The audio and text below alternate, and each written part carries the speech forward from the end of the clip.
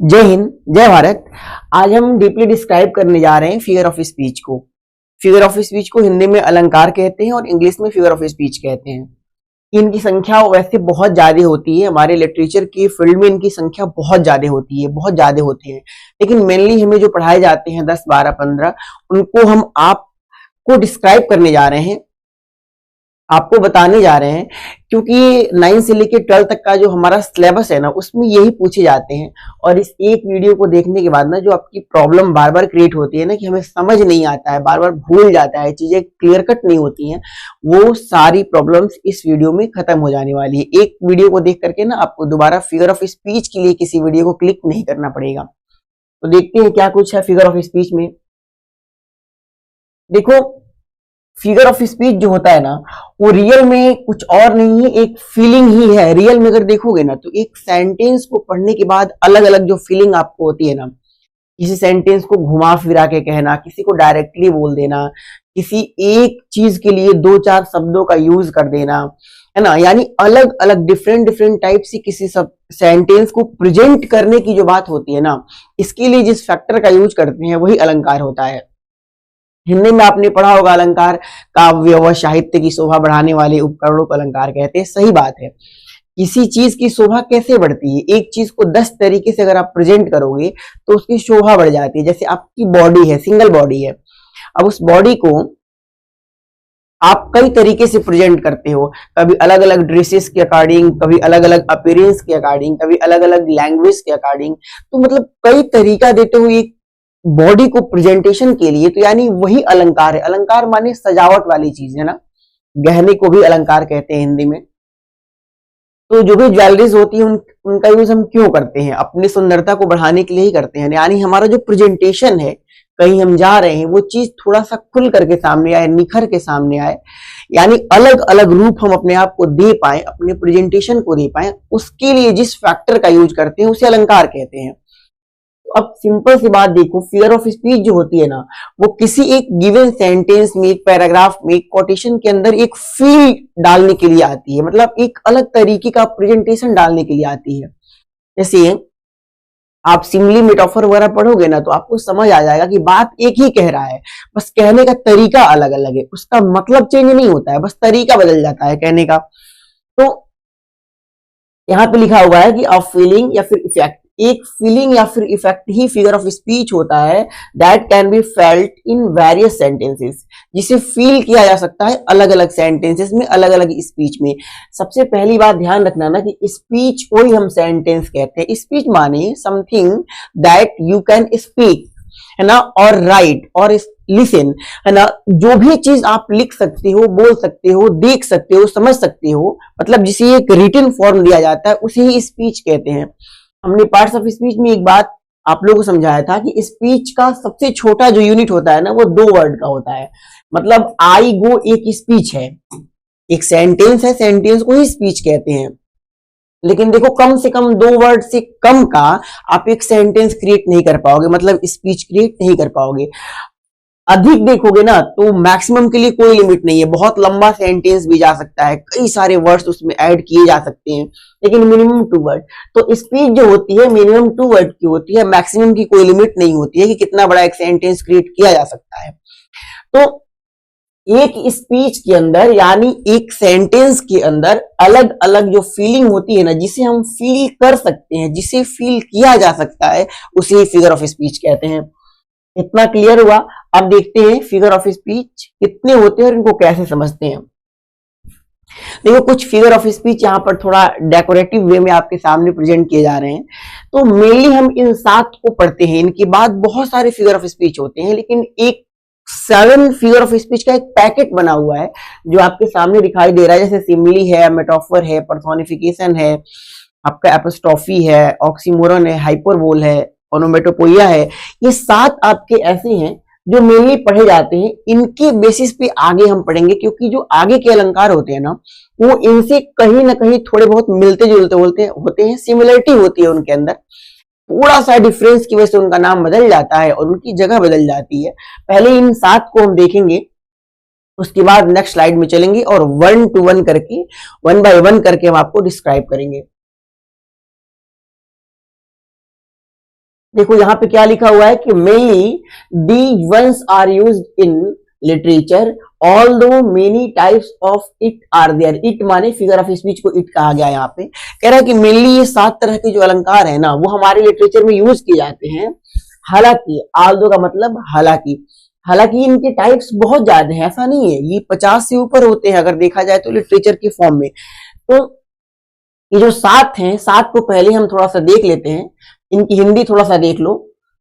सिमली को उपमा कहते हैं, लगे हाथ समझ लो। उपमा का मतलब होता है किसी को किसी के जैसा बता देना।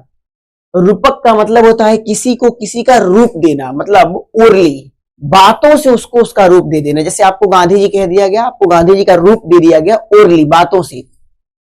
पर्सोनिफिकेशन का मतलब होता है मानवीकरण, जो चीज मानव नहीं है उसका मानवीकरण कर देना, मतलब जो मानव नहीं है उसको मानव एज्यूम कर लेना। आप सिंपल सी बात है, ये पेन मानव नहीं है लेकिन आप इसको मानव बना तो नहीं सकते हो ना, लेकिन बातों से जरूर बना सकते हो, है ना। संबोधन का मतलब होता है किसी को बुलाना, कॉल करना, है ना। ओ, हेलो, ए, ओ, जो ये वर्ड हम यूज करते हैं हिंदी और इंग्लिश मिला करके, इन्हें हम संबोधन कहते हैं। अतिशयोक्ति का मतलब होता है किसी छोटे चीज को बहुत बड़ा कर देना। देखो यहाँ एक कंफ्यूजन क्रिएट होता है, छोटी चीज को बड़ा करना तो हाइपरबोल कहलाता है, अतिशयोक्ति कहलाता है, लेकिन बड़ी चीज को छोटा करना कुछ और कहलाता है, जो इसी पैटर्न में हम आपको बताने वाले हैं। अक्सर आपको हाइपरबोल मिल जाता है ना, तो कुछ लोग ये कह देते हैं कि बड़े को छोटा, छोटे को बड़ा बताना ही अतिशयोक्ति होता है। ऐसा नहीं है, छोटे को एग्जेगरेट कर देना, बहुत ही बड़ा कर देना, हाई फाई कर देना, उसको ही अलंकार में अतिशयोक्ति कहलाता है, मतलब हाइपरबोल कहलाता है। इस बात को याद रखना। ऑक्सीमोरन को विरोधाभास कहते हैं। ऑक्सीमोरन में भी 3 टाइप्स हैं जिनको आपको मेनली पढ़ना है, ये हम आगे डिस्क्राइब करेंगे। मतलब समझ लो विरोधाभास, एक सेंटेंस को पढ़ के फीलिंग जो आए, विरोधा की आए, मतलब विरोध का आभास हो, वहां क्या होता है, ऑक्सीमोरन होता है। कुछ लोग इसे ऑक्सीमोरन भी कहते हैं, सही पैटर्न ऑक्सीमोरन ही है। ओनोमैटोपोइया को हिंदी में ध्वनि सूचक कहते हैं। ये अलग अलग जो क्रिएचर होते हैं ना, उनकी आवाज को एक अलग नाम देती है। जितने प्राणी इस दुनिया में बनाए गए हैं उनकी आवाज को एक अलग नाम देना, उनकी आवाज को एक अलग आयाम देना ही क्या कहलाता है, ओनोमैटोपोइया कहलाता है। तो ये 7 अलंकार हो गए मेनली जो आपको डिस्क्राइब करने हैं।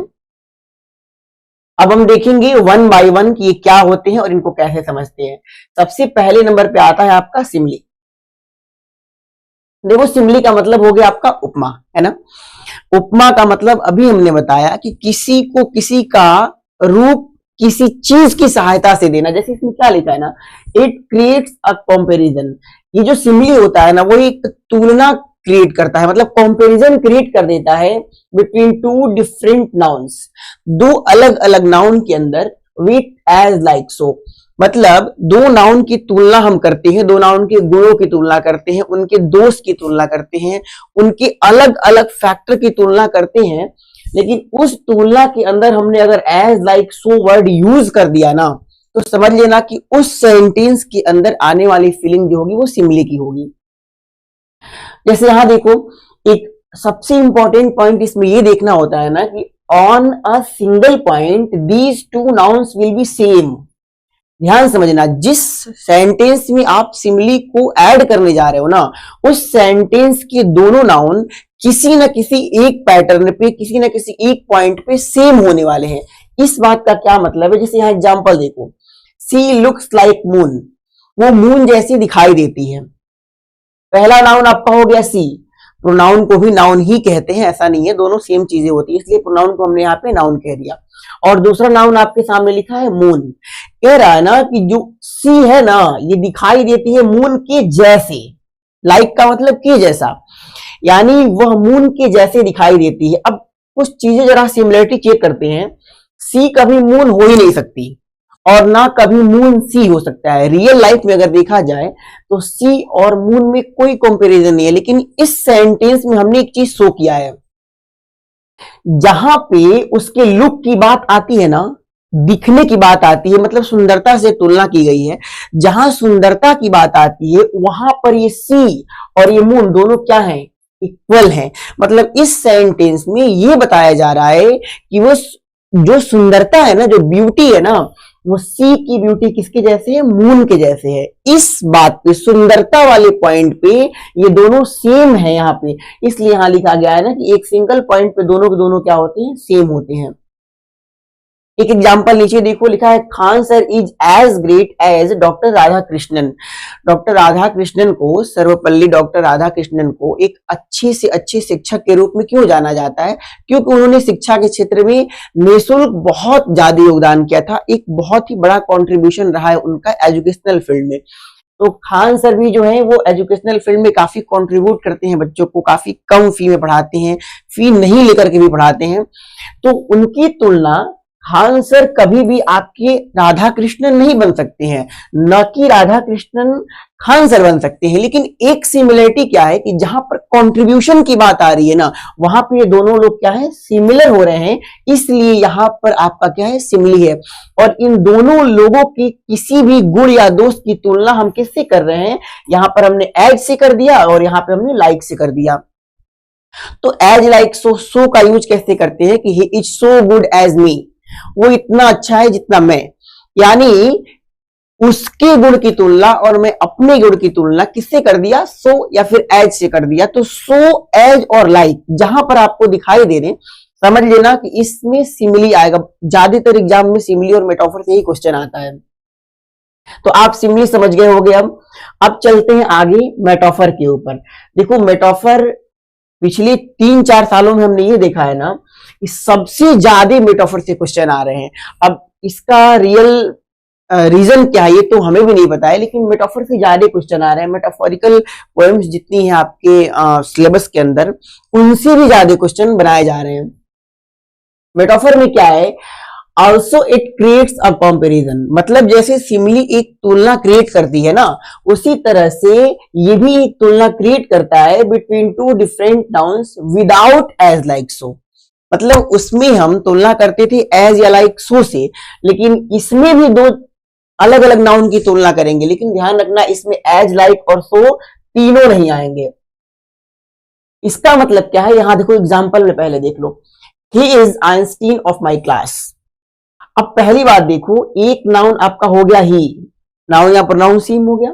दूसरा आपका क्या हो गया, आइंस्टीन। कुछ लोग इसको आइंस्टाइन भी पढ़ते हैं, वो नाउन को पढ़ने के अलग अलग तरीके हैं अपने अपने, है ना। तो देखो एक हो गया ही, दूसरा हो गया आइंस्टीन। कह रहा है ऑफ माई क्लास, वह मेरी क्लास का आइंस्टीन है। हालांकि आप अगर हायर लेवल पे जाते हो ना, अगर बीए और एमए की बात करें ना, तो यहाँ पे मेटाफर नहीं होगा, लेकिन आपके लेवल तक यहाँ पर मेटाफर ही समझो आप। जैसे पिछले सेंटेंस में आपने लिखा था सी इज लाइक मून, है ना, या फिर सी लुक्स लाइक मून। अगर आपने पहले लिख दिया था, दिखाई नहीं दे रहा है, रुको दूसरे कलर से लिख देते हैं। तो आपने पिछले सेंटेंस में तुलना किया था कि सी लुक्स लाइक मून, ये पिछला सेंटेंस था।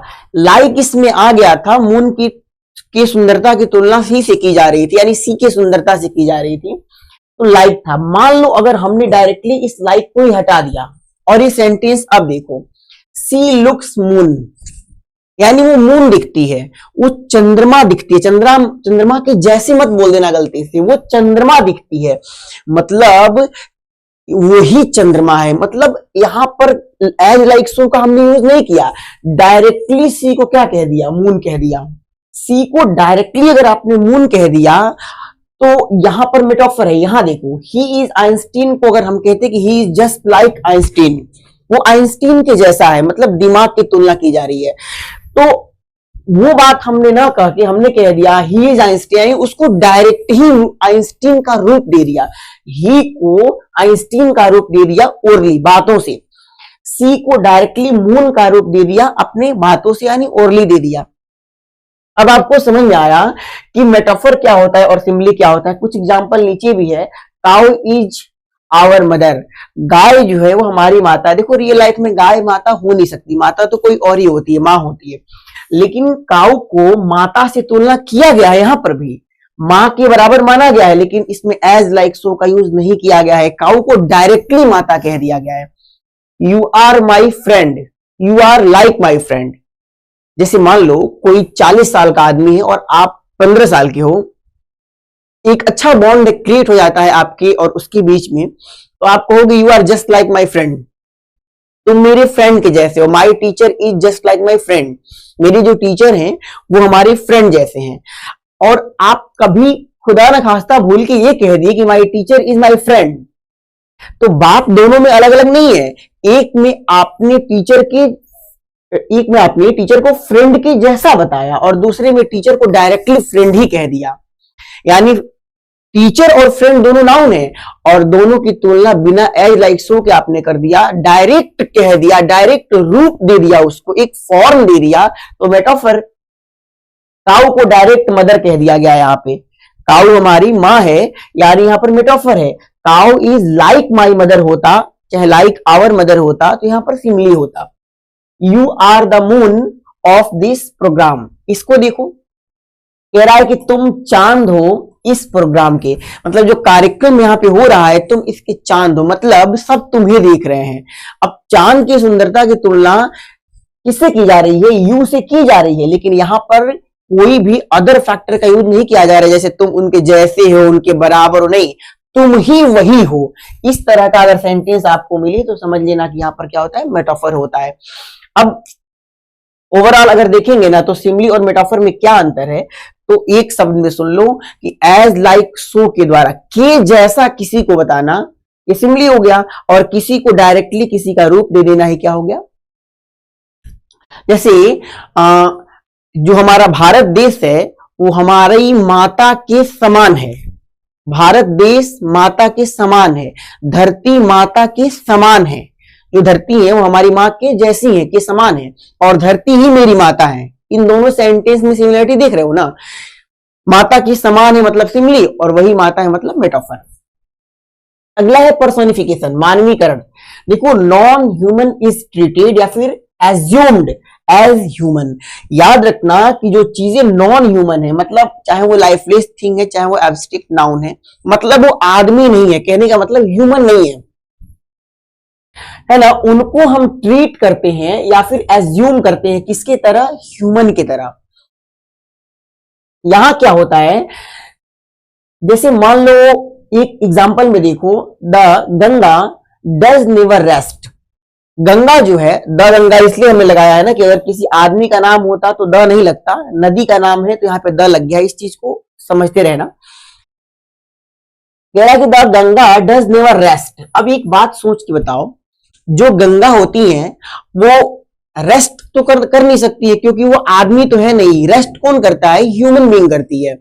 लेकिन यहां एक नदी के लिए रेस्ट की बात हो रही है, यहां पर आपने नदी को पर्सोनिफाई कर दिया, यानी आप ऐसे ट्रीट कर रहे हो ना, इस तरीके से एज्यूम कर रहे हो, मान रहे हो, अपने अंदर फीलिंग अपने अंदर वो क्रिएट कर रहे हो कि गंगा एक ऐसी चीज है जो रेस्ट नहीं करती। इस सेंटेंस को सुनने से लगता है ना कि गंगा कोई आदमी है।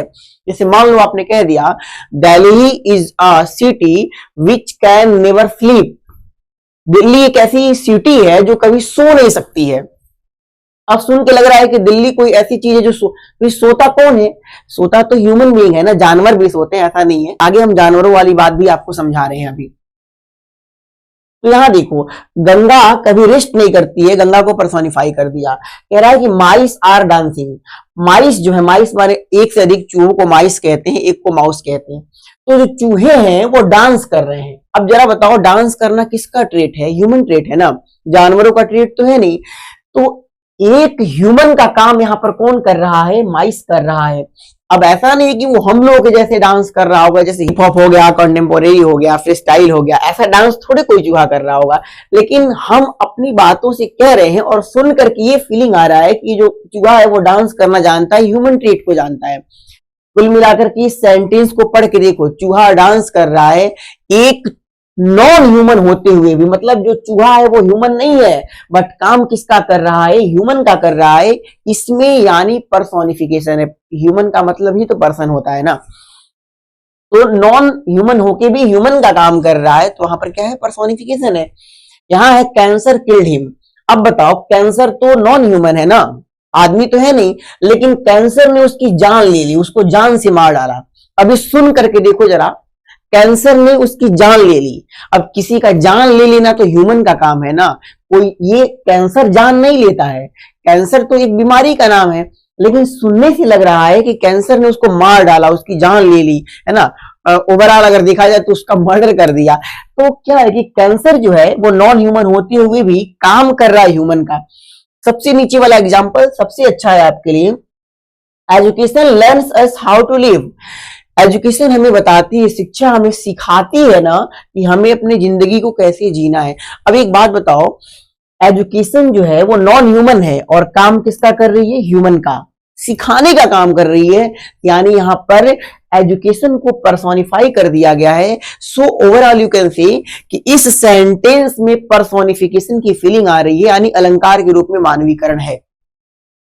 जैसे मान लो कभी कभी ऐसा सेंटेंस आता है कि I was wandering with my dog, मैं टहल रहा था अपने कुत्ते के साथ, and he was running although I was staying. मेरा कुत्ता दौड़ रहा था, हालांकि मैं वहां पर स्टे कर गया था, रुक गया था। अब एक बात बताओ, यहां कुत्ते के लिए आपने यूज कर दिया ही, ठीक है। अब कुत्ते के लिए आपने ही यूज कर दिया, तो एक बात बताओ, ही होता है पर्सनल प्रोनाउन, और पर्सनल प्रोनाउन पर्सन के लिए यूज होता है। तो आपने कह दिया इस सेंटेंस में कुत्ते को ही, तो यहां पर भी तो आपने क्या कर दिया? पर्सोनिफाई कर दिया कुत्ते को। जैसे मान लो ऐसा अगर कह दिया कुत्ता दौड़ रहा था, तो काम ऐसा नहीं है कि दौड़ने का काम केवल कुत्ते का ही है, ह्यूमन भी करता है, लेकिन आपने इस फीलिंग से कहा है ना, जैसे एक आदमी करता है। आपने अपने खड़े होने की तुलना, स्टे होने की तुलना एक कुत्ते के दौड़ने से कर दी, और इसीलिए उस कुत्ते को आपने क्या कह दिया? ही कह दिया, जबकि उसके लिए यूज करना चाहिए इट। इट हाथी तक के लिए यूज होता है, लेकिन आपने अपनी गुणों की तुलना एक कुत्ते से कर दिया और उस कुत्ते को क्या कह दिया? ही कह दिया। आपके लिए भी तो ही यूज होगा ना, थर्ड पर्सन अगर आपको देखेगा तो आपको भी कहेगा ही, और आपने उस कुत्ते के लिए कह दिया ही, यानी इन दोनों में सिमिलरिटी नहीं आ गई। आप भी पर्सन, उसको भी पर्सोनिफाई कर दिया, तो यहां पर भी पर्सोनिफिकेशन होता है। ओवरऑल अगर देखा जाए तो पर्सोनिफिकेशन में ही होता है कि नॉन ह्यूमन जो चीजें होती है ना, चाहे वो जानवर ही क्यों ना हो, काम अगर आदमी का कर रहा है और आदमी से ही, आदमी के गुणों से ही उसकी तुलना कर दी जा रही है, तो वहां पे पर्सोनिफिकेशन होता है। जैसे मान लो आपने कहा कि मैं मंदिर गया, मैंने भगवान को भोग लगा दिया, और या फिर मैंने भगवान को खाना खिला दिया और चला आया, या फिर मैंने भगवान से अपनी बात कह दी। अब सिंपल सी बात देखो, किसी ने कह दिया कि मैंने अपनी बात भगवान से कह दी, इससे क्या फील होता है कि लग रहा है कि भगवान ने उसकी बात को सुन लिया। अब देखो, भगवान नॉन ह्यूमन है, इस बात से थोड़ा सा डिस्टर्ब ना होना। नॉन ह्यूमन इसलिए कह रहे हैं ना कि भगवान हमारे लिए क्या है? एब्स्ट्रैक्ट नाउन है, क्योंकि हम उनको देख नहीं पाते हैं। पहली बात, निर्जीव तो नहीं कह सकते हैं, लाइफलेस तो नहीं कह सकते हैं, लेकिन एब्स्ट्रैक्ट नाउन है। तो एब्स्ट्रैक्ट नाउन को भी अगर आपने पर्सोनिफाई कर दिया, तब भी तो पर्सोनिफिकेशन हो गया ना। जैसे आई प्लेड विथ वाटर, मैं पानी के साथ खेला। अब एक बात बताओ, खेलता कौन है? खेलता तो ह्यूमन है ना। अच्छा मान लो अदर जानवर भी खेलते हैं, चलो मान लिया इस चीज को, लेकिन आपने इस सेंटेंस में क्या लिखा है कि आई प्लेड विथ वाटर। अब इस चीज को समझो, मैं खेला वाटर के साथ, ठीक है। वाटर, अब लग रहा है कि वाटर भी खेल रहा था, तभी तो मैं भी उसके साथ खेल रहा था ना, साथ साथ वाटर ने भी मेरे साथ खेला। तो ऐसा लग रहा है कि मैं और वाटर साथ साथ खेल रहे थे। अब यहां पर वाटर को आपने क्या कर दिया? पर्सोनिफाई कर दिया, जबकि वो नॉन ह्यूमन है और काम किसका कर रहा है? ह्यूमन का। इस सेंटेंस के अंदर ये फीलिंग आ रही है कि वो नॉन ह्यूमन होते हुए भी ह्यूमन का काम कर रहा है। यहां आपका हो गया पर्सोनिफिकेशन। जैसे आपने फायर एंड आइस पढ़ा है ना, डस्ट ऑफ स्नो पढ़ा है, तो डस्ट ऑफ स्नो ने मूड को बदल दिया, यानी मूड को बदलने का काम तो ह्यूमन ट्रेट का है, यानी ह्यूमन ट्रेट करती है, ह्यूमन के जो गुण होते हैं वो करते हैं, लेकिन वहां पर पानी की बूंद ने ही मूड को चेंज कर दिया। तो पानी की बूंद को वहां पर पर्सोनिफाई कर दिया गया है, एक आदमी के जैसे ट्रीट किया जा रहा है। अब देखो अगली स्लाइड में देखते हैं क्या है। अब है आपका एपोस्ट्रॉफी। एपोस्ट्रॉफी में हम समझने जा रहे हैं कि इनसे क्वेश्चन कैसे बनते हैं और पूछा क्या जाता है, स्पेशली इनसे। देखो, इसका मतलब होता है संबोधन, non human and lifeless things are abstract nouns are addressed as human even though they can not respond. इसका मतलब क्या है, इसे भी समझते हैं पहले। देखो, जो नॉन ह्यूमन है वो, या फिर जो लाइफलेस है मतलब निर्जीव है वो, या फिर आपका एब्स्ट्रैक्ट नाउन है। देखो ये तीनों चीज, ये जो तीनों चीजें हैं ना, ये पर्सोनिफिकेशन में भी लागू होती हैं, याद रखना इस चीज को। यही तीन चीज होती हैं जिनको पर्सोनिफाई कर दिया, ह्यूमन के जैसे ट्रीट कर दिया तो पर्सोनिफिकेशन हो गया। लेकिन अगर इनको तीनों को आपने एड्रेस कर दिया, मतलब कॉल कर दिया, बुला लिया, है ना, ओ लगा करके बुला लिया, तो वहां पर आपका एपोस्ट्रोफी होता है। अब एक चीज जरा समझना, एपोस्ट्रोफी में ये ओ जो है ना, स्टार्टिंग में ओ जो है ये कॉमन होता है, इसलिए इसको सबसे आसान माना जाता है। जहां पर भी किसी सेंटेंस में ओ स्टार्ट हो गया ना, समझ लेना कि यहां पर एपोस्ट्रोफी आ गया। जैसे आपने कह दिया, ओ गॉड लुक माय सिचुएशन, भगवान मेरी, लुक करो आप मेरी इस सिचुएशन को, मेरी दशा को, स्थिति को। अब एक बात बताओ, इन तीन में से भगवान को आप क्या मानते हो? नॉन ह्यूमन तो चलो कह नहीं सकते, लाइफलेस तो कह नहीं सकते, लेकिन एब्स्ट्रैक्ट नाउन तो कह सकते हो ना। भगवान एक नाउन है, लेकिन उनको हम देख नहीं सकते हैं, छू नहीं सकते हैं, ओनली फील कर सकते हैं, मंदिरों में या फिर अपने दिमाग में या फिर मेडिटेशन में फील कर सकते हैं। तो ये हो गए एब्स्ट्रैक्ट नाउन, लेकिन इनको हम डायरेक्टली क्या कह रहे हैं? एड्रेस कर रहे हैं, मतलब बुला रहे हैं, अपनी तरफ दिखा रहे हैं, उनको कुछ कह रहे हैं। क्या कह रहे हैं? ए भगवान मेरी सिचुएशन को देखो। अब यानी गॉड को आपने एड्रेस किया यहां पे, और क्या करने के लिए? लुक करने के लिए। तो गॉड एब्स्ट्रैक्ट नाउन को आपने यूज कर दिया किस तरीके से? एक ह्यूमन बीइंग के रूप में आपने यूज कर दिया, बुला दिया, बोल दिया। क्योंकि देखेगा कौन? जो ह्यूमन वाला फीलिंग रखेगा, जो ह्यूमन ट्रेट रखेगा अपने अंदर, फिर जो ओवरऑल ह्यूमन होगा। तो आपकी सिचुएशन को, अच्छा आप अपनी सिचुएशन दिखा क्यों रहे हो? प्रॉब्लम में हो और अपने प्रॉब्लम सॉल्व करने के लिए, एक अच्छा सॉल्यूशन पाने के लिए भगवान से अपनी सिचुएशन दिखा रहे हो। तो आपके सिचुएशन को देखेगा कौन? देखने का सेंस मतलब उसे हल कौन करेगा, सॉल्यूशन कौन देगा? तो भगवान। तो यहां पर भगवान एब्स्ट्रैक्ट नाउन, और इनको आपने क्या कर दिया? ह्यूमन बीइंग के जैसे, एब्स्ट्रैक्ट नाउन को ह्यूमन के जैसे क्या कर दिया? एड्रेस किया। देखो, ट्रीट नहीं किया। एपोस्ट्रोफी में और पर्सोनिफिकेशन में यही तो अंतर होता है कि एपोस्ट्रोफी में डायरेक्टली बोलते हैं, O wind please come and play with me, ए हवा मेरे पास आओ और मेरे से खेलो।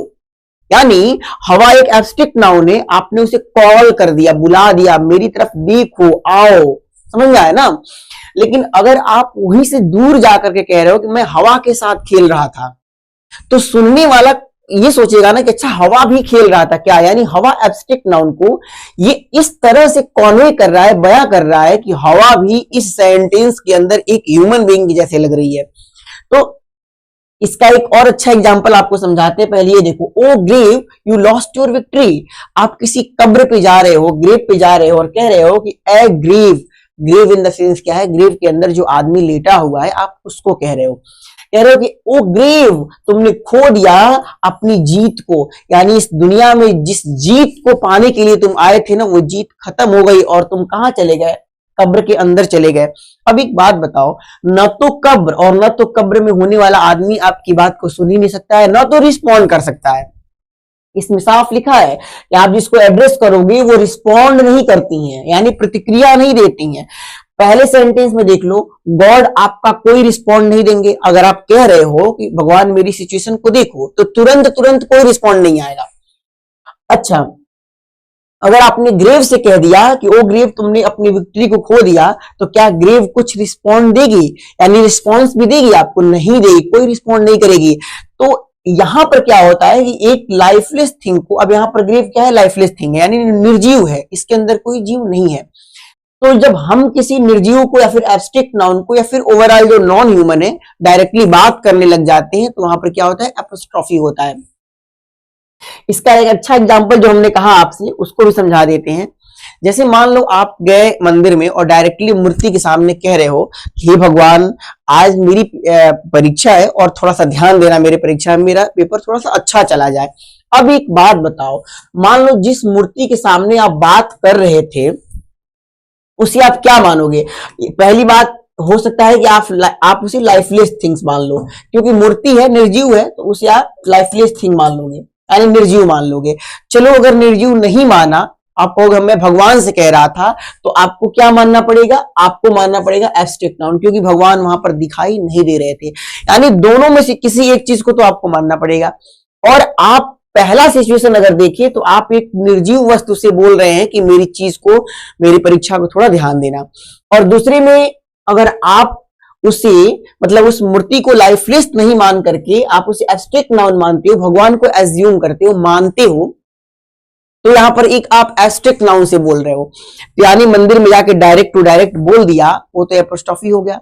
लेकिन वही बात आके आप अपने घर बता रहे हो कि मैंने भगवान से बोल दिया है कि आप मेरे पेपर में थोड़ा मेरी हेल्प करना। अब सुनने वाले को लगेगा कि लग रहा है कि भगवान से बोल के आया है, भगवान ने सुना इस चीज को। यानी आप गॉड को क्या कर रहे हो, पर्सोनिफाई कर रहे हो वहां पे, इस चीज को ध्यान रखना। अब आगे देखते हैं, आगे है हाइपरबोल। देखो हाइपरबोल में हमें समझना क्या है ना, वो हम आपको बताते हैं। और हाइपरबोल से भी आजकल ज्यादा क्वेश्चन पूछे जाते हैं, और ये खासकर हमारे लाइफ में बहुत ज्यादा यूज होते हैं। आपने बॉलीवुड सॉन्ग सुना है ना, जितने भी बॉलीवुड सॉन्ग सुना है आपने, उसमें 95% सॉन्ग में ना हाइपरबोल का यूज किया जाता है ना। यहाँ पे दो दिखाई दे रहे हैं आपको, एक अंडर स्टेटमेंट भी दिखाई दे रहा है और एक हाइपरबोल दिखाई दे रहा है। दोनों का मतलब आपको समझा देते हैं। देखो यहां पे क्या है, हाइपरबोल में इसको कहते हैं अतिशयोक्ति, है ना। अतिशयोक्ति ज्यादातर करके प्रेजेंट करना। वी एक्सैगरेट का मतलब होता है बढ़ा देना किसी चीज को, हाइपर कर देना। We exaggerate something than its actuality, यानी कोई चीज की जो रियलिटी है, जो उसकी वास्तविकता है ना, हम उससे उसको बढ़ा देते हैं। जैसे कोई मान लो 30% वाइज है, बुद्धिमान है, और हम इसे डायरेक्टली 90% करके बोल देंगे, यानी हमने एक्सैगरेट कर दिया, अतिशयोक्ति दिखाया, वहां पे किसी चीज को बहुत ही ज्यादा बढ़ा दिया, वहां पर अतिशयोक्ति होता है। अगर सिंपल शब्दों में कहें तो किसी एक चीज को, किसी एक ट्रेट को, बात को, एक टॉपिक को उसके एक्चुअल फॉर्म से बहुत बड़ा करके दिखा देना ही अतिशयोक्ति कहलाता है। यानी ओवरऑल अगर आपको दिखा जाए तो उस चीज को बढ़ा करके शो करना, ज्यादा हाइपर वे में करके शो करना ही अतिशयोक्ति कहलाता है, मतलब हाइपरबोल कहलाता है। इसी को कॉन्ट्रडिक्ट करने के लिए, मतलब इसका उल्टा, हाइपरबोल का उल्टा आता है अंडर स्टेटमेंट। इसको हिंदी में न्यूनोक्ति कहते हैं। न्यूनोक्ति का मतलब न्यून माने कम कर देना, किसी चीज को न्यूनतम कर देना, यानी एक बड़ी चीज को आप छोटा कर दे रहे हो, उससे क्या, उसी को हम क्या कहते हैं, अंडर स्टेटमेंट कहते हैं, फिर न्यूनोक्ति कह सकते हैं। देखो हिंदी थोड़ा सा आपके लिए टफ पड़ेगा, लेकिन फिर भी हमने यहाँ पे लिख दिया है। इसमें कुछ फिगर ऑफ स्पीच की हिंदी नहीं लिखा है, क्योंकि उनकी हिंदी कुछ ज्यादा ही टफ होती है। आप जल्दी से अंडर स्टेटमेंट को समझ जाओगे, लेकिन न्यूनोक्ति को नहीं समझ पाओगे, तो इसलिए हमने इसको ऐसा नहीं लिखा है। अब देखते हैं इनकी एग्जाम्पल। कह रहा है कि व्हेन आई सॉ हिम, जब मैंने उसको देखा ना, इट सीम्ड, ऐसा प्रतीत हुआ, ऐसा लगा, दैट कि ही वुड ड्रिंक द सी, वह पूरा समुद्र पी जाएगा। मतलब इतना प्यासा था कि लग रहा था कि समुद्र पी जाएगा। अब जरा इस सेंटेंस को ध्यान से समझो।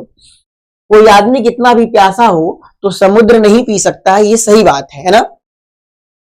लेकिन आप उस बात को इतना हिपोक्रेसी के साथ शो कर रहे हो, इतना हाइपर बना रहे हो कि लग रहा है कि वो एक समुद्र को पी जाता। यानी ध्यान से समझना, हाइपरबोल के अंदर जो बात कही जाती है वो रियल लाइफ में कभी सही नहीं होती है। यानी हाइपरबोल सेंटेंस के अंदर वाली जो बात होती है वो कभी रियल लाइफ में फैक्ट हो ही नहीं सकती। जैसे अभी इसमें आपको एक और एग्जांपल देखने को मिलेगा, जैसे नीचे लिखा है ना कि to see your beauty the moon will fame, तुम्हारी सुंदरता को देख करके चांद भी शर्मा जाए। अब एक बात को सोच के देखो कि किसी की सुंदरता कितनी ज्यादा हो सकती है कि चांद को शर्म आ जाएगी। मतलब रियल लाइफ में ये बात पॉसिबल नहीं है। यानी किसी की सुंदरता को बहुत ही ज्यादा ब्रॉड करके यहां पे बताया जा रहा है। अगला है कि if you see I will pluck off the stars, जैसे आपने बॉलीवुड गानों में सुना होगा, तुम जो कह दो तो चांद तारों को तोड़ लाऊंगा मैं। यही बात यहाँ पे लिखा हुआ है कि तुम अगर कह दो तो मैं तारों को तोड़ के ला दूं। अब अगर सच में कोई कह दे कि हाँ ला ही दो, तो ये तो कभी पॉसिबल ही नहीं कि आप जाओगे चांद तारों को तोड़ के लेकर के आओगे। लेकिन यहां पर एक चीज का ध्यान रखना कि हाइपरबोल के अंदर किसी चीज को बताया जाता है, लेकिन किसी चीज से रिलेट करके। अब जैसे कोई कह रहा है कि तुम्हारी सुंदरता देख के चांद को भी शर्म आ जाएगी। यानी आप किसी की सुंदरता को बताना चाहते हो कि आप बहुत सुंदर हो, लेकिन बोलने में वो बात कुछ ज्यादा ही हाइपर कर दिया, तो इसलिए वो जो बोला आपने ना वो पॉसिबल नहीं है। हाँ, ये पॉसिबल है, कोई आदमी बहुत सुंदर हो सकता है, लेकिन अब इतना भी सुंदर ना हो कि चांद उससे शर्मा जाए। किसी के लिए आप इतना भी ज्यादा लॉयल ना हो जाओ कि इस स्टार्स को तोड़ के लेकर के चले आओ, ये चीज पॉसिबल नहीं है। हाँ, किसी के लिए बहुत लॉयल हो सकते हो, जैसे लोग कहते हैं मैं तुम्हारे लिए जान दे दूंगा, जान मान कोई देता नहीं किसी के लिए, लेकिन वो ये बताना चाहता है कि मैं तुम्हारे लिए बहुत कुछ कर सकता हूं। तो ये हाइपरबोल में हम किसी बात को बताते तो जरूर है, बट जिस तरीके से बताते हैं वो तरीका पॉसिबल नहीं होता है। अब देखते हैं अंडर स्टेटमेंट को। तो देखो यहाँ पे इसका थोड़ा डेफिनेशन चेक कर लेते हैं। लेस प्रेजेंटेशन ऑफ रियलिटी, यानी आप किसी का प्रेजेंटेशन तो करते हो, रियलिटी का प्रेजेंटेशन तो करते हो, मतलब किसी की रियलिटी बताते तो हो, लेकिन लेस करके यानी कम करके। जो चीज जैसी है उससे उसके ट्रेट को, उसकी क्वालिटी को कम कर देना ही क्या कहलाता है? अंडरस्टेटमेंट कहलाता है। यानी थोड़ा इसका एग्जांपल देखते हैं। आफ्टर बर्निंग थारोली, थारोली माने पूरी तरह से, पूरी तरह से जल जाने के बाद ही सैड, उसने कहा कि फायर इज टू हॉट, आग बहुत गर्म है। अब जरा सोच के बताओ, कोई आदमी जो आग से पूरा बर्न हो गया है, जल गया है, और उस आग के लिए कितनी छोटी बात वो कह रहा है कि आग बहुत गर्म है, वो तो एक नॉर्मल सा आदमी देख के ही बता देगा, लेकिन जो जला है वो तो ये कहता कि आग इतनी खतरनाक है कि पूरी जिंदगी खत्म कर सकती है। तो समझ में आ रहा है। लेकिन इतना बड़ा काम, आप बारिश में खूब भीग के आ रहे हो, पूरा एकदम भीग गए हो, है ना, या मान लो आपका ब्लड बहुत ज्यादा निकला हुआ है, सर से कहीं फूट गया है तो, और किसी ने पूछा कि क्या हुआ है, तो आप कहोगे थोड़ा सा स्क्रैच आ गया है, जबकि दिख रहा है कि बहुत ज्यादा ब्लड आ गया है। तो इस तरह से किसी चीज को, बड़े चीजों को छोटे रूप में शो करना ही अंडरस्टेटमेंट कहलाता है। वह पूरी तरह से जलने के बाद क्या कहा कि आग बहुत ही गर्म है। अब ये बात उसे नहीं कहना चाहिए था और बड़ा चढ़ा कहना चाहिए था, क्योंकि उसकी बॉडी पूरी पूरी बर्न हो गई थी। किसी को बिजली का शॉर्ट लग गया और वो कह रहा है कि ये जो बिजली है ना, इलेक्ट्रिसिटी है ना, ये आदमी को परेशान कर सकती है। अब आदमी को परेशान थोड़े करेगी, वो तो जान ले सकती है, लेकिन वो कितनी छोटी बात को बता रहा है, कितने छोटे पैमाने पे उस चीज को शो कर रहा है, इसे हम क्या कहते हैं? अंडरस्टैंडमेंट कहते हैं। ये समझ गए? आगे देखते हैं, ऑक्सीमोरन देखते हैं। देखो ऑक्सीमोरन जो है ना, इसके साथ पैराडॉक्स और एंटीथेसिस दो आते हैं, मतलब तीन तरह के विरोधाभास होते हैं। विरोध का आभास कराने वाले तीन अलंकार होते हैं, जबकि हमने तीनों को दिखाया है, बट आप पहले ऑक्सीमोरन को देख लो, कंफ्यूज मत होना। आपकी जो प्रॉब्लम है ना, इसे हमने लास्ट में सॉल्यूशन दे दिया है, इसका तीनों को एक साथ दिखा दिया है, तो ये चीज प्रॉब्लम क्रिएट नहीं करने वाली है। इसे देखो, ऑक्सीमोरन क्या है? Two opposite words are used continuously. इस बात को याद रखना, दो अपोजिट वर्ड यूज किए जाते हैं, लेकिन लगातार यूज किए जाते हैं, इनके बीच में कोई अदर वर्ड नहीं आता है। फॉर अ सिंगल नाउन, एक नाउन के लिए दो अलग अलग, मतलब बिल्कुल अपोजिट वर्ड यूज किए जाते हैं, लेकिन उन दोनों अपोजिट वर्ड के बीच में कोई दूसरा शब्द नहीं आता है उनको लिंक करने के लिए या फिर सेपरेट करने के लिए। इस बात का याद रखना, ध्यान रखना। कह रहा है कि life is a bitter sweet, ये तो बहुत ही फेमस एग्जांपल है, जैसा आप जानते हो। लाइफ के लिए, मतलब एक नाउन के लिए दो वर्ड बोले जा रहे हैं, लेकिन देखो इन दोनों वर्ड के बीच में न तो एक डैश है, न तो एंड है, न बट है।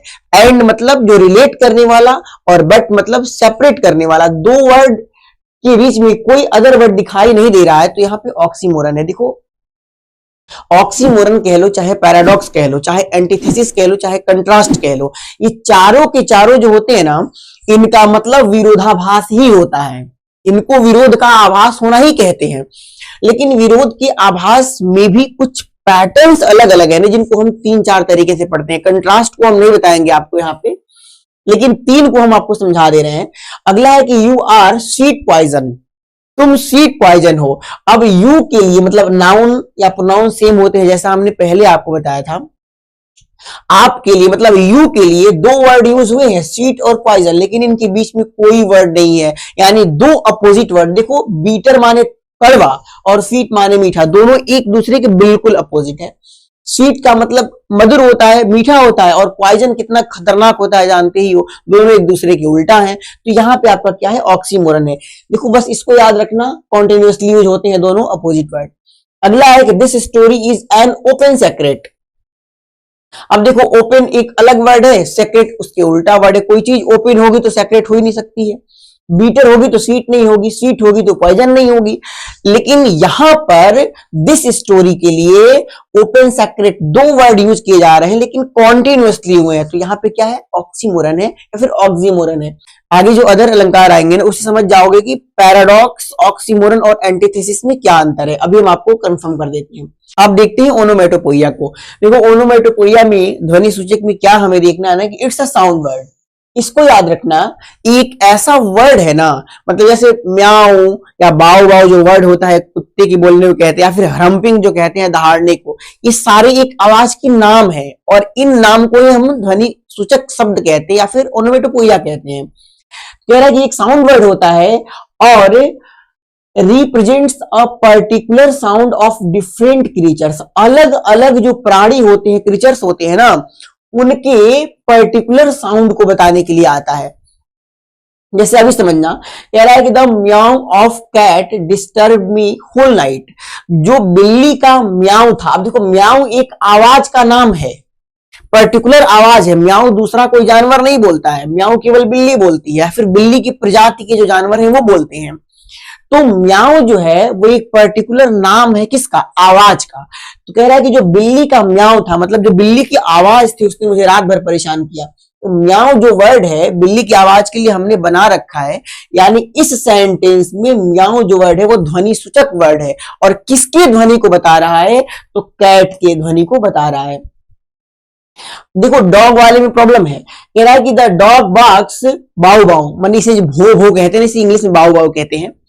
कह रहा है कि जो डॉग है वो भौंकता है बाउ बाउ करके। कुछ लोग बार्क को ही ना यहाँ पर क्या कह देते हैं, ओनोमेटोपोइया कहते हैं। ध्यान रखना, जितने भी जानवर है ना, उनकी वॉइस का एक पर्टिकुलर नाम है, एक सिंगल नाम है। लेकिन कुत्ते के लिए दो नाम है, पहला तो उसके भौंकने को बार्क कहते हैं और दूसरा उसको बाउ बाउ कहते हैं। अब आप जरा सोच के बताओ, इन दोनों में सुटेबल क्या है। कुत्ते की वॉइस तक पहुंचने वाला, ज्यादा पास तक पहुंचने वाला वर्ड कौन है, बार्क है कि बाउ बाउ है।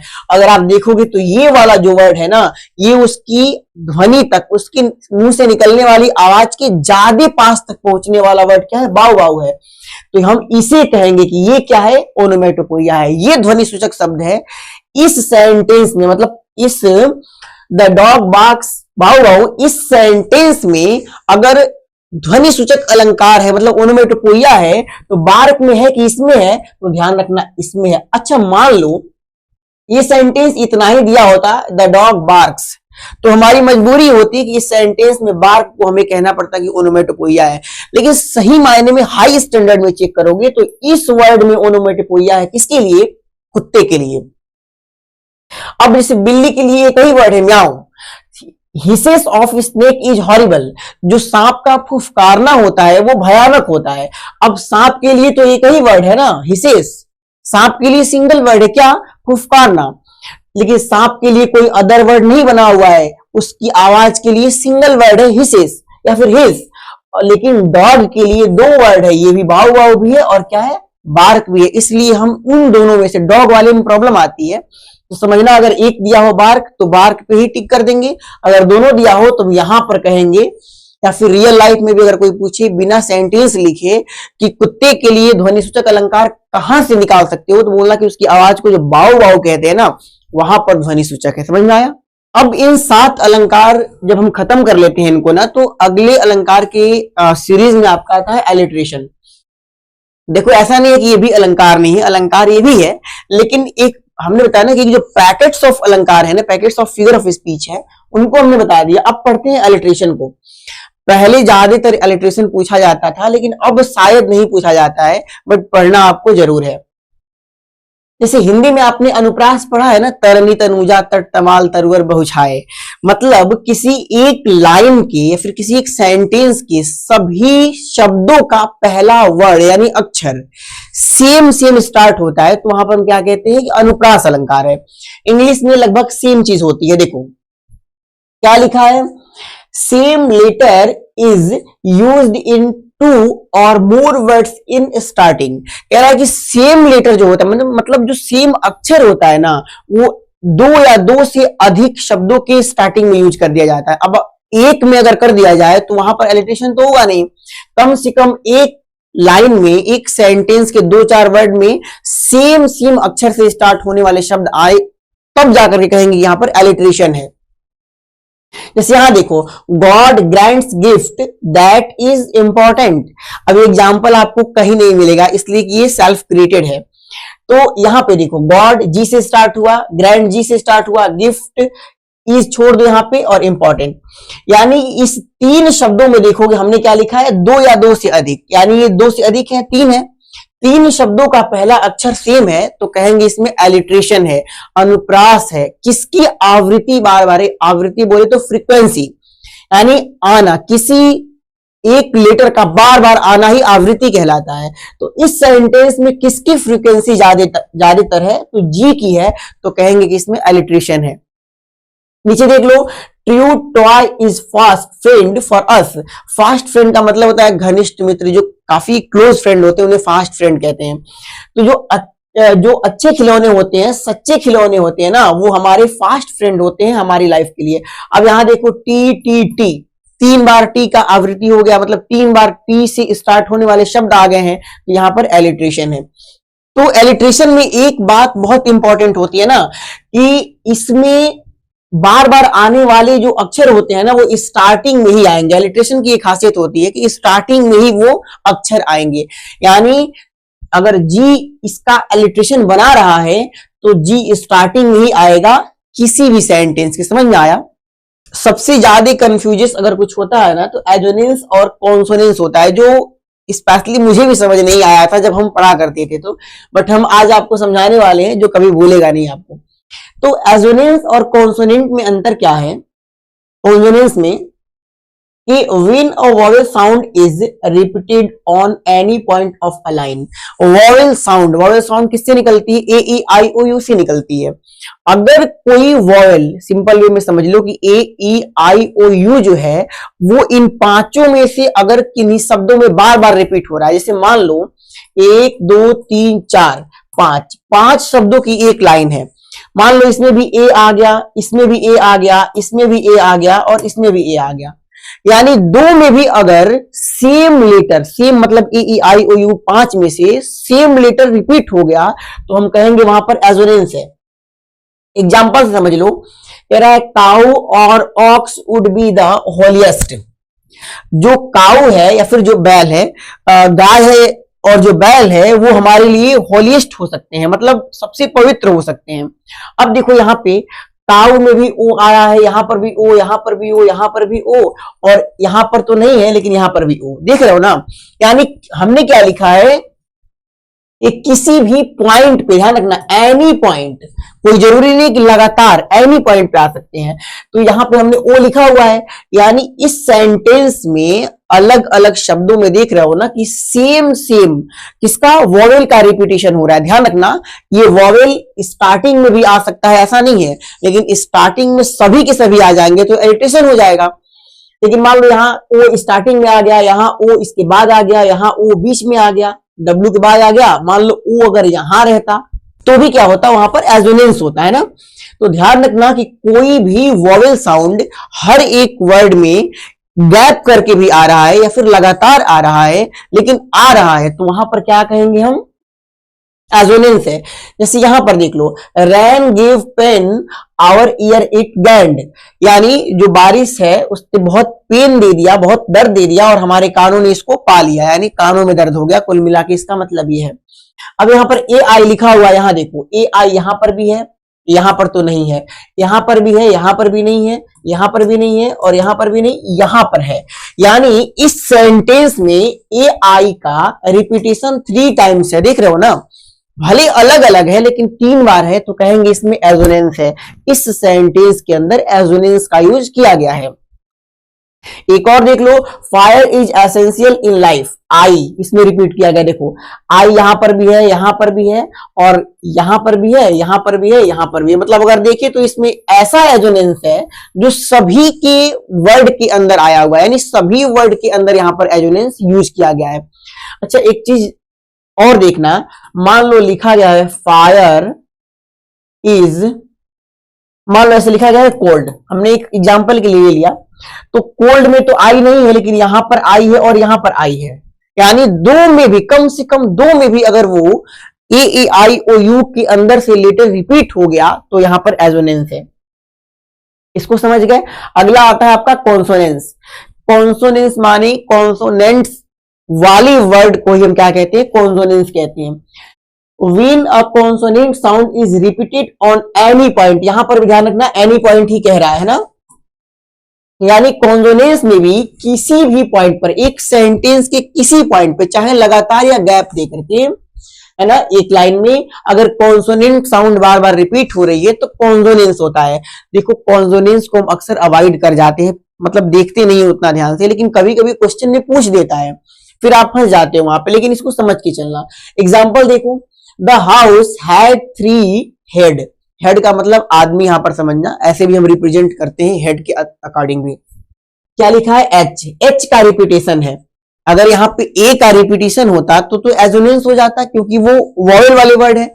यहां पर एच का रिपीटेशन है, मतलब एक कॉन्सोनेंट वाला लेटर है, तो यहां पे देखेंगे एच यहां है, यहां है, आपका यहां पर भी है, यहां पर भी, यहां पर भी है। मतलब एक सेंटेंस के सभी वर्ड में एच को रिपीट किया गया है, मतलब यहां पर कॉन्सोनेंस है।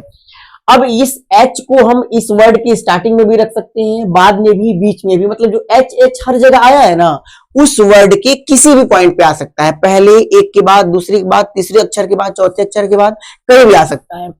तो ये एजोनेंस, तो ये कॉन्सोनेंस हो गया।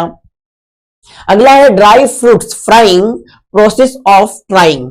अब ये बनाया हुआ सेंटेंस है, तो इसमें आर वाई का रिपीटेशन है। देखो आर वाई यहां पर भी है ना, और आर वाई इसमें नहीं है, लेकिन यहां पर भी है, इसमें भी नहीं है, यहां पर भी नहीं है, लेकिन यहां पर है। यानी इस सेंटेंस में दो या दो से अधिक बार किसका रिपीटेशन हो रहा है, आर वाई का रिपीटेशन हो रहा है, तो यहां पर क्या है आपका कॉन्सोनेंस है। ऐसी पोएट्री में आप चेक कर सकते हो, प्रोज में भी चेक कर सकते हो। अगला है आपका एनाफोरा। अब आजकल स्पेशली 12th क्लास में एनाफोरा बहुत ज्यादा पूछा जा रहा है, 10th में भी पूछा जा रहा है, लेकिन इनका हमने हिंदी इसलिए नहीं लिखा है ना कि बहुत ही उल्टी इसकी हिंदी, मतलब हमारे लिटरेचर में दिखाई गई है। एनाफोरा क्या है कि इफ फ्रेजेस, फ्रेज किसे कहते हैं, अगर एक सेंटेंस दो पार्ट में, when you come I will go, ये पूरा मिला के एक सेंटेंस है, लेकिन इस सेंटेंस के अंदर दो पार्ट दिखाई दे रहे हैं, आपका आना और मेरा जाना। व्हेन यू कम एक सेंटेंस हो गया, आई विल गो दूसरा सेंटेंस हो गया। यानी एक बड़े सेंटेंस के अंदर दो छोटे सेंटेंस को मर्ज कर देना, यह कहलाता है कि आपने वहां पर दो फ्रेज यूज कर दिया है, यानी पार्ट ऑफ सेंटेंस। तो कह रहा है कि अगर कोई फ्रेज होना, यानी पार्ट ऑफ सेंटेंस हो, are started with same word, यानी एक बड़े सेंटेंस का 3 पार्ट, 4 पार्ट या 2 पार्ट सेम वर्ड से स्टार्ट हो रहा है, तो वहां पर एनाफोरा होता है। जैसे यहां देखो, वी शैल ओवरकम, अक्सर ही हम गाते रहते हैं we shall overcome, we shall overcome, फिर तीसरी बार बोलते हैं we shall overcome some days. तो यहां पर क्या है, बार बार वी रिपीट हो रहा है, देख रहे हो ना। जैसे एक बड़े सेंटेंस में एक फ्रेज को कॉमा के माध्यम से अलग करते हैं, तो यहां कॉमा है, यानी यहां से यहां तक एक फ्रेज है, स्टार्ट हुआ है वी से, यहां से यहां तक आपका एक फ्रेज है, ये भी स्टार्ट हुआ है वी से, और फिर यहां से लेके और यहां तक आपका एक फ्रेज है, ये भी स्टार्ट हुआ है वी से। यानी एक ये पूरा सेंटेंस मिला के एक है, ध्यान रखना, यहां पे फुल स्टॉप मेरे से छूट गया गलती से।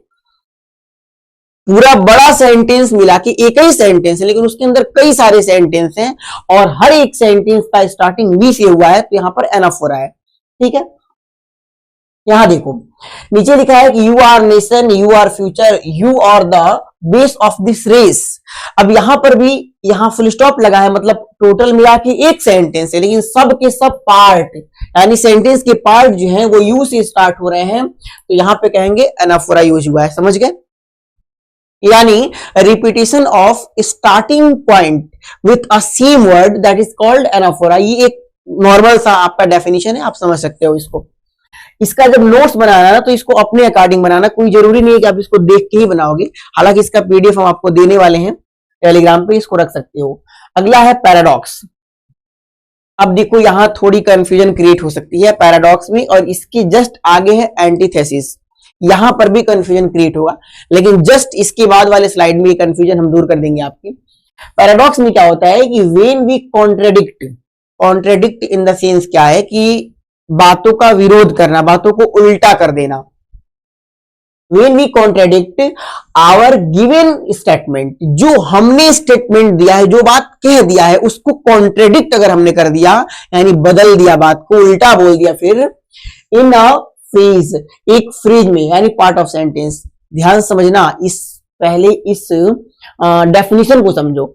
एक सेंटेंस अगर आपने यहां से यहां तक लिखा हुआ है और आपने क्या कर दिया, यहां पर एक फ्रेज का यूज कर दिया, यानी एक फ्रेज यहां से यहां तक हो गया, दूसरा फ्रेज यहां से यहां तक हो गया, और लास्टली आपने फुल स्टॉप लगा दिया, तो एक सेंटेंस क्रिएट हो गया।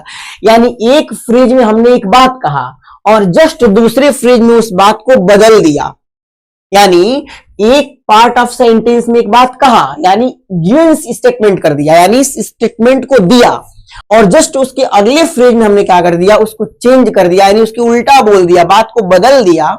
यहां पर पैराडॉक्स होता है। लेकिन ध्यान रखना, एक नोट यहां पे लिखा हुआ है कि we talk about a single subject. बात हमने बदल जरूर दिया है, लेकिन सब्जेक्ट हमारा एक रहेगा। बात जिस चीज पे हो रही है ना, वो बात सिंगल रहेगी, यानी वो उद्देश्य नहीं बदलेगा, मैटर चेंज नहीं होगा। जैसे एग्जांपल से अच्छे से समझ लोगे, देखो लिखा है he is vegetarian but in some term he is non vegetarian. But एक ऐसा वर्ड है जो दो अलग अलग क्वालिटी को मतलब अलग करता है एक दूसरे से। बट एक ऐसा वर्ड है जो दो क्वालिटी को अलग करने के लिए यूज किया जाता है, यानी और एंड जो होता है वो दो सेम चीजों को ऐड करने के लिए यूज होता है। तो बट यहां पर ध्यान से देखना, लिखा है कि ही इज वेजिटेरियन, वह वेजिटेरियन है, मतलब शाकाहारी है। But in some term he is non vegetarian. अब एक बात बताओ, इस पूरे सेंटेंस में, यहां फुल स्टॉप रहेगा, पूरे सेंटेंस में एक फ्रेज में आपने कह दिया ही इज वेजिटेरियन, बात तो वही खत्म हो गई कि वो वेजिटेरियन है। फिर अब बात आप बदल रहे हो और कह क्या रहे हो कि बट इन सम टर्म, लेकिन कुछ बातों पे, कुछ टर्म के अकॉर्डिंग अगर देखा जाए तो वो नॉन वेजिटेरियन है। अब ये बात ही मुझे भी नहीं समझ में आ रही है कि अगर हमने ये कंफर्म कह दिया कि वेजिटेरियन है, तो फिर बाद में हम ये क्यों कह रहे हैं कि वो नॉन वेजिटेरियन है। ये बात हमें पहले ही सेंटेंस में कंफर्म कर देना चाहिए था, लेकिन एक बड़े सेंटेंस की बट कि इधर हमने एक फ्रेज कहा, बट कि इधर हमने एक फ्रेज कहा, लेकिन दोनों फ्रेज में बात अलग अलग है। लेकिन ध्यान से सुनना, इसमें बात ही के बारे में हो रही है ना, बात ही के बारे में इस फ्रेज में भी हो रही है और बात उसी के बारे में इस फ्रेज में हो रही है। मतलब दोनों फ्रेज में सब्जेक्ट जो है वो ही है, ही सब्जेक्ट बदला नहीं है। चाहे वो वेजिटेरियन है, वो भी ही को ही कहा जा रहा है, नॉन वेजिटेरियन है, चाहे जिस किसी टर्म पे हो, वो भी ही है। तो ही के लिए ही वेजिटेरियन और नॉन वेजिटेरियन दोनों वर्ड यूज किए गए हैं। तो इससे आप समझ सकते हो कि यहां पर भी विरोधाभास है, यानी विरोध का आभास हो रहा है। दो अलग अलग चीजें समझ में आ रही हैं, लेकिन टर्म थोड़ा दूसरा है। किससे? ऑक्सीमोरन से। ऑक्सीमोरन में लगातार वर्ड यूज होते हैं, लेकिन ध्यान से देखना, यहां पर बट के साथ यूज हुआ है। बात दो कही जा रही है, लेकिन उद्देश्य एक है, सब्जेक्ट एक है, ही। तो यहां पर क्या हो गया? पैराडॉक्स हो गया। अब नीचे वाले एग्जांपल में देखो, poison is negative but in term of germs it is positive. अब जब एक फ्रेज में आपने कह दिया कि पॉइजन नेगेटिव चीज है, खतरनाक गंदा चीज है, बेकार चीज है, फिर आप कह रहे हो लेकिन सुनो, एक टर्म पे, यानी जहां कीटाणुओं की बात आती है वहां पर ये पॉजिटिव होता है। यानी एक पॉइजन के लिए आपने दो अलग अलग वर्ड तो यूज किया, लेकिन लगातार अगर यूज किए रहते तो वहां पर क्या बन जाता? वो ऑक्सीमोरन होता। आपने लगातार ना कह के आपने क्या कर दिया? बट के साथ इन दोनों को प्रेजेंट कर दिया, तो यहां पर कहेंगे पैराडॉक्स है। देखो, पैराडॉक्स का मतलब भी वही होता है, लेकिन समझ लेना कि टर्म कहां कहां यूज हो रहे हैं, जिसकी वजह से हमें पैराडॉक्स और ऑक्सीमोरन को क्लैरिफाई करना पड़ रहा है, सेपरेट करना पड़ रहा है। तो इस चीज को समझ गए। याद रखना, इसमें सिंगल सब्जेक्ट की बात होती है, सब्जेक्ट चेंज नहीं होता है, भले बट आ जाता है लेकिन सब्जेक्ट सेम रहता है। हम अपनी बातों को कहते जाते जाते डायरेक्टली वहां से मूव कर जाते हैं और कुछ और कहने लग जाते हैं, यानी उसके विपरीत कहने लग जाते हैं, वहां पर पैराडॉक्स हो जाता है। आगे है एंटीथेसिस। हालांकि देखो एंटीथेसिस तुम्हारे सिलेबस से बाहर की चीज है, लेकिन हमने तीनों को इसलिए बता दिया ना कि अक्सर ये मतलब कंफ्यूजन पैदा कर देते हैं, तो समझ लेना एंटीथेसिस का भी मतलब विरोधाभासी होता है, विपरीतार्थक ही होता है। लेकिन इसमें समझना, two opposite words are divided by and. ये देखो सबसे ज्यादा कॉन्ट्रडिक्शन वाली बात तो यही है कि अभी हमने बताया एंड से दो चीजें कनेक्ट होती हैं। You are wise and fair, दोनों अच्छी बात है, फेयर होना भी अच्छी बात है और वाइज होना भी अच्छी बात है, दोनों कनेक्ट हो रहे हैं एंड से, और बट से दोनों अलग अलग होते हैं। लेकिन इसके पीछे वाले में हमने बट से ऐड करते हुए दिखाया, दो गुणों को ऐड करते हुए दिखाया, दो बातों को ऐड करते हुए दिखाया। लेकिन यहां पर एंड से हम डिवाइड कर रहे हैं दो शब्दों को। अब देखो दो अपोजिट वर्ड होंगे और ये डिवाइड होंगे, भाई दोनों अपोजिट है तब तो एंड से मिल जाने चाहिए, ऐड होने चाहिए ना, लेकिन यहाँ पे डिवाइड हो रहे हैं। और कह रहा है कि these words are used for a single noun और टास्क। दोनों जो वर्ड यूज होंगे, जो विपरीतार्थक वर्ड यूज होने वाले हैं एंटीथेसिस में, वो किसी सिंगल चीज के लिए या फिर सिंगल काम के लिए ही यूज होते हैं। इसको जरा ध्यान से समझना।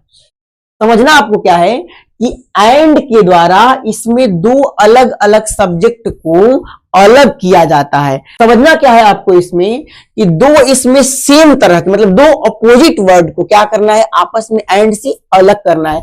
अभी एग्जांपल समझना, कह रहा है कि some say the world will end in fire, some say ice. अभी आपका फायर एंड आइस वाला है। कुछ लोग कहते हैं कि ये दुनिया जो है वो एंड हो जाएगी किससे, फायर से, और कुछ कहते हैं आइस से। अब जरा ध्यान से देखो, आइस जो है वो फायर से बिल्कुल उल्टा है, जितना ये गर्म होता है उतना ये ठंडा होता है। ऐसा होता है ना, फायर जितना गर्म, आइस उतना ठंडा, यानी ये दोनों दूसरे की एकदम विपरीत होते हैं, अलग होते हैं। लेकिन यहां देखो, एक काम के लिए इस सेंटेंस में दोनों के दोनों यूज हो रहे हैं और एंड से जुड़ रहे हैं। देखो कुछ लोग कहते हैं कि ये वर्ड जो है ना वो खत्म हो जाएगा किससे, फायर की वजह से, यानी डिजायर की वजह से। यहाँ पे एंड होगा, एंड सम से आइस, और कुछ लोग कहते हैं कि आइस मतलब हैट्रेड की वजह से ये खत्म हो जाएगा। अब इस सेंटेंस में हम फायर और आइस ही समझेंगे, हैट्रेड और डिजायर नहीं समझेंगे। जो लिखा है पहले उसको देखना है। तो देखो ये फायर से तो खत्म हो ही रही है, आइस से भी खत्म हो रही है, मतलब इंड होने का काम दो अलग अलग सब्जेक्ट से हो रहा है। फायर से भी हो रहा है और किससे हो रहा है, आइस से भी हो रहा है।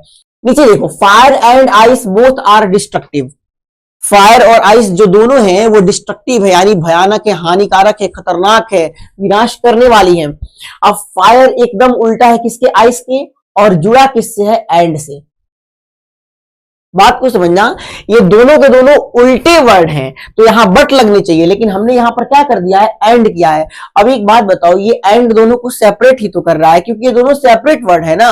यहां सेपरेशन के लिए हमने एंड लगा दिया, और दोनों काम क्या कर रहे हैं, डिस्ट्रक्शन करने का, विनाश करने का काम कर रहे हैं, भयानक होने का काम दोनों कर रहे हैं। तो एंटीथेसिस में क्या होता है ना कि दो एक दूसरे की अपोजिट वर्ड यहां पर भी आते हैं, लेकिन एंड से डिवाइड होते हैं और काम एक करेंगे, ध्यान रखना। अगला है I got it with sweet and blood. हमने इस चीज को पाने के लिए, मतलब ये चीज पाया खून पसीना एक करके। अब एक बात बताओ, काम सिर्फ पाने का हो रहा है, लेकिन दो अलग अलग चीजें हैं, क्या क्या, ब्लड एकदम अलग चीज है और स्वीट माने पसीना बिल्कुल अलग चीज है। हर चीज में चेक करो ना, ब्लड गाढ़ा होता है, पसीना गाढ़ा नहीं होता है, ब्लड का कलर रेड होता है, स्वीट का कलर व्हाइट होता है। दोनों का टेस्ट भी अगर चेक करोगे तो अलग अलग होता है, दोनों में बहुत सारी सिमिलरिटी नहीं होती है, बहुत अलगाव होता है, सेपरेशन होता है, लेकिन दोनों को जोड़े किससे हैं, एंड से। और दोनों आकर के काम क्या कर रहे हैं, बस एक काम कर रहे हैं, किसी चीज को पाने का काम कर रहे हैं, यानी उसको दिलाने का काम कर रहे हैं। तो एंटीथेसिस में ये चीज है। अब तीनों को जरा एक साथ समझते हैं तो आपकी कॉन्सेप्ट क्लियर हो जाएगी। देखो यहां पे क्या लिखा है, एंटीथेसिस, पैराडॉक्स और ऑक्सीमोरन, तीनों के तीनों, इनका तीनों का जो नाम होता है वो विरोधाभास ही होता है, ध्यान समझना, विरोधाभास। तीनों का मतलब विरोधाभासी होता है। लेकिन अब यहां आप समझोगे एंटीथेसिस कह रहा है कि fire and ice both are destructive, यानी यहां पर एंड के माध्यम से दो अपोजिट वर्ड को क्या कर दिया गया है, जोड़ा गया है। अब देखो यहां ध्यान समझना, हमने तो जोड़ दिया है लेकिन सेंस में सोचो, इसको थोड़ा दिमाग लगा के सोचो कि फायर और आइस दोनों एक दूसरे के अपोजिट हैं, तो लगना क्या चाहिए था यहां पे, बट लगना चाहिए था, लेकिन लगा है एंड। और देखो काम दोनों डिस्ट्रक्शन करने का कर रहे हैं, तो यहां पर एंटीथेसिस है। ध्यान से इस बात को समझना, कंफ्यूजन यही क्रिएट होती है। पैराडॉक्स क्या कह रहा है, he is vegetarian but in term of party he is non vegetarian. वह वेजिटेरियन है। अब यहां पर बात हमारी खत्म हो गई एक फ्रेज में, लेकिन उसी लाइन के दूसरे फ्रेज में हम बट लगा दिए और कह रहे हैं कि कुछ पार्टी के टर्म, मतलब जब कहीं पार्टी में हो जाता है ना तो नॉन वेजिटेरियन हो जाता है। यहां पर क्या हो गया, पैराडॉक्स हो गया। मतलब समझ रहे हो ना, पैराडॉक्स क्यों हो गया, एक ही सेंटेंस के अंदर एक पार्ट में हमने उसको वेजिटेरियन करार दिया और उसी के जस्ट दूसरी फ्रेज में दूसरी पार्ट में हमने उसे नॉन वेजिटेरियन कह दिया उस टर्म के ऊपर। लेकिन ध्यान रखना यहां पर यूज किसका किया, बट का किया। और एक सबसे बड़ी बात जो है कि सब्जेक्ट नहीं चेंज किया, दोनों बात ही के बारे में ही हो रही है। तो ये पैराडॉक्स के अपने टर्म एंड कंडीशन है, ठीक है। तीनों को इस तरीके से सोचना, तीनों को इस तरीके से सोचने का मतलब यह है कि तीनों का मतलब विरोधाभासी होता है, लेकिन टर्म एंड कंडीशन अलग अलग है। और लास्ट आपका है ऑक्सीमोरन।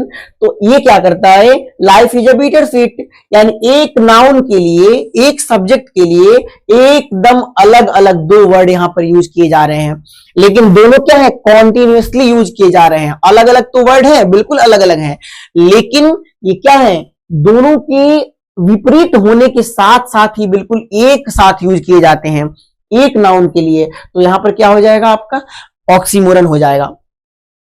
तो ओवरऑल ये अलंकार का लेसन था, फिगर ऑफ स्पीच का था। इसके पीडीएफ को हम आपको देने वाले हैं टेलीग्राम पे जाकर के, आप वहां से ऐड हो जाना और वहां से इस पीडीएफ को रख लेना समझने के लिए अपने, ताकि आपको एक एक चीजें समझ में आती रहें। तो आज के लिए इतना ही। जय हिंद, जय भारत।